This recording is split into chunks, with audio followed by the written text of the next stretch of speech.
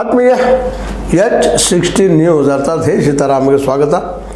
ನಾನು ನಿಮ್ಮವ MI ಅಥವಾ ಮಲ್ಲಪ್ಪ ಜೊತೆಯವರು. ಆತ್ಮೀಯರೇ, ಪೋಕ್ಸೋ ಪ್ರಕರಣ ಈಗಂತ ತಕ್ಷಣ ಗೊತ್ತಾಗಿರ್ಬೇಕು ನಿಮ್ಗೆ. ಯಡಿಯೂರಪ್ಪರ ಮೇಲೆ ಇದ್ದಂಥದ್ದು, ಹೆಣ್ಣು ಮಗುವಿನ ಮೇಲೆ ಕೈ ಮಾಡಿದಂಥದ್ದು ಇನ್ನೂ ಅವ್ರ ಮೇಲೆ ಆರೋಪಗಳಿದ್ದಾವೆ. ಅದು ಪೋಕ್ಸೋದಲ್ಲೇ ಅದು 2012 ಆದಂಥ ಕಾಯ್ದೆಯಲ್ಲಿ ಲೈಂಗಿಕ ಅಪರಾಧಗಳಿಂದ ಮಕ್ಕಳ ರಕ್ಷಣೆ ಕಾಯ್ದೆ ಅಂತ ಅಡಿಯಲ್ಲಿ ಇವ್ರನ್ನ ಏನು ಮಾಡಿದ್ರು, ಇವರು ಕೇಸ್ ಹಾಕಿದ್ರು. ಆ ಕೇಸಿಂದ ಇವು ಸ್ವಲ್ಪ ಅವ್ರಿಗೆ ಏನಾಗಿದೆ, ನಿರಾಳತೆ ಸಿಕ್ಕಂಗಾಗಿದೆ. ಅವ್ರಿಗೆ ಸ್ವಲ್ಪ ಬಂಧನ ಇಲ್ಲ ಅನ್ನುವಂಥ ಮಾತು ಅವ್ರಿಗೆ ಸಮಾಧಾನ ಕೊಟ್ಟது. ಯಾಕಂದರೆ ಯಡಿಯೂರಪ್ಪನವ್ರಿಗೆ ಒಂದು ಪೋಕ್ಸೋ ಕಾಯ್ದೆ ಇನ್ನೂ ಹಲವು ಸಮಸ್ಯೆಗಳಿದ್ದಾವಿಲ್ಲ ಅಂತಲ್ಲ, ಅದರಲ್ಲೂ ನಮ್ಮ ಯತ್ನಾಳ್ ಕಾಯ್ದೆ ಅಂತ ಜೋರಾಗಿಬಿಟ್ಟದ. ಆ ಯತ್ನಾಳ್ ಹೊಡೆದನ್ನು ತಪ್ಪಿಸ್ಕೊಳ್ಬೇಕಪ್ಪ ಅನ್ನೋದ್ರು ಇದು ಪೋಕ್ಸೋ ಬಂದಿತ್ತು, ಅವ್ರದ್ದು ಬಂಧನ ಆಗ್ಬೋದು ತಿಳಿದಿದ್ವಿ. ಆದರೆ ಆಗಲಿಲ್ಲ.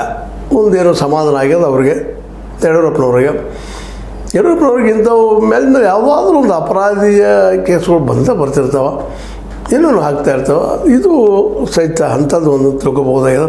ಆದರೆ ಈಗ ಅದರ ಬಗ್ಗೆ ಚರ್ಚೆ ಮಾಡೋಕ್ಕಿಂತಲೂ, ಯಾಕಂದರೆ ಈಗ ಕಾನೂನಿನ ಅಡಿಯಲ್ಲಿರುವುದರಿಂದಾಗೆ ಕಾನೂನು ತನ್ನದೇ ಆದಂಥ ಕೆಲಸ ಮಾಡುತ್ತಿರುವಾಗ ಅದರ ಬಗ್ಗೆ ನಾವು ವಿಶ್ಲೇಷಣೆ ಮಾಡುವಂಥದ್ದು ತಪ್ಪಾಗ್ತದೆ. ಅದಕ್ಕೆ ಈಗ ತುರ್ತು ಅವರ ಬಂಧನ ಆಗುವುದಿಲ್ಲ ನಮ್ಮ ಸಿದ್ದರಾಮಯ್ಯವ್ರ. ಯಾಕಂದ್ರೆ ಒಂದು ಕಡೆ ಸಿದ್ದರಾಮಯ್ಯರು ಮುಡಾ ವಿಷಯದಲ್ಲಿ ಮಿಸ್ಟೇನೋ ರಿಲೀಫ್ ಸಿಕ್ಕೋದವ್ರಿಗೆ CBI ಅಟ್ಯಾಕಿಂದ, ಆದರೂ ಪೂರ್ತಿ ಅಲ್ಲ. ಹಾಗೆ ಇವ್ರದ್ದು ಸಹಿತ ಈಗ ಪೂರ್ತಿ ಬಿಡುಗಡೆ ಆಗಿಲ್ಲ. ತಾತ್ಕಾಲಿಕ ಇಬ್ಬರು ಹೊರಗಿದ್ದಾರೆ ಹಿರಿಯ ನಾಯಕರು. ಇನ್ನು ಈ ಸಂದರ್ಭದಲ್ಲಿ ಯತ್ನಾಳ್ ಮಾತ್ರ ಹಾಗೆ ಅದು ಸಿಗ್ತಾನೆ ಇದೆ. ಯತ್ನಾಳ್ರಂತೆ ಇನ್ನೂ ಅವ್ರ ಧ್ವನಿ ಸಣ್ಣ ಆಗಿಲ್ಲ ಅಂತ ಅನಿಸ್ತದೆ. ಈಗ ಯಾಕೆ ಇತ್ತೀಚೆಗೆ ಕೊಟ್ಟಂತ ಹೇಳಿಕೆ, ನಮ್ಮ ದೆಹಲಿ ಭೇಟಿ ಫಲಪ್ರದವಾಗಿದ್ದು ಕೇಂದ್ರದ ನಾಯಕರು ಸ್ಪಂದಿಸಿದ್ದಾರೆ, ಯಾರನ್ನು ಭೇಟಿ ಆದವು ಎಂಬುದನ್ನು ಗೋಪ್ಯಗಳು ತಿಳಿಸಿದ್ದಾರೆ. ಇದು ಹೊಸ ಬಾಂಬ್ ಹಾಕಿದ್ದಾರೆ. ಅದು ಮುಗಿದು ಬಿಡಪ್ಪ, ಇಲ್ಲ ಮೋಸ್ಟ್ಲಿ ಯತ್ನಾಳ್ರವರು ಮತ್ತು ಅವ್ರ ಗೆಳೆಯರೆಲ್ಲ ಹೊರಗೆ ಬರ್ಬೋದು ಅಂತ ಲೆಕ್ಕ ಹಾಕಿದ್ವಿ. ಆದರೆ ಈ ಹೊಸದೊಂದು ಬಾಂಬ್ ಹಾಕಿದ್ದಾರೆ. ಇದರ ಅರ್ಥ ಏನಪ್ಪ ಅಂತಂದ್ರೆ, ಹೈಕಮಾಂಡದಲ್ಲಿ ಇನ್ನೂ ನಮ್ಮ ಯಡಿಯೂರಪ್ಪನವರ ಮತ್ತು ವಿಜೇಂದ್ರ ಅವರ ವಿರೋಧಗಳಿದ್ದಾರೆ.